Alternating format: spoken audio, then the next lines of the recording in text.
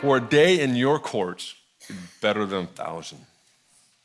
I would rather be a doorkeeper in the house of my God than dwell in the tent of the wickedness. Let's read that again. For a day in your courts is better than 1,000.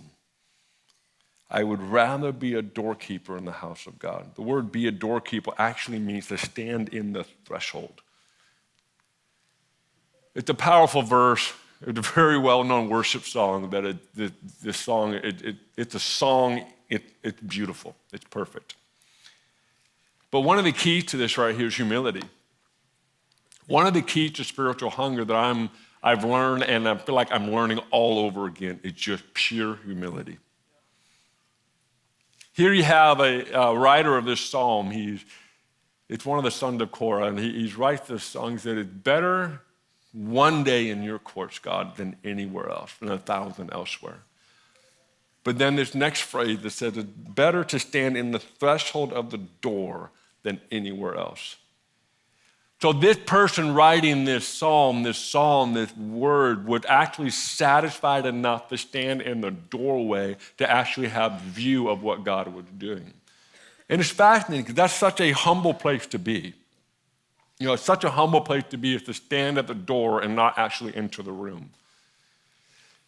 And I want to challenge some of us. Some of us, we just complain if we don't get past the door. And yet you have this person that just, that's all I'll take that.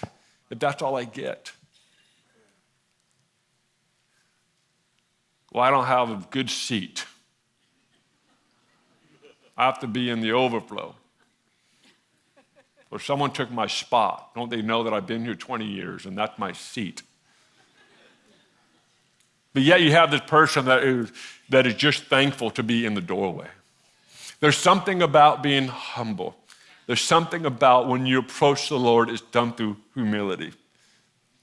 And for some of us, we're actually too busy capturing moment and not actually being in the moment. We just want to make sure we have a good photo to look at or a good video to look at and put on our accounts and promote something than actually being in the moment with the King. It's a hard transition for us as people to actually take a picture and then transition back into his presence. It's hard on so many levels. Now, I love taking photos, and I love you guys. I profess to be proud of this device. So please understand it in the context of that. But at the same time, I think we need to stop capturing moments and learn to actually be in the moment and stay in it.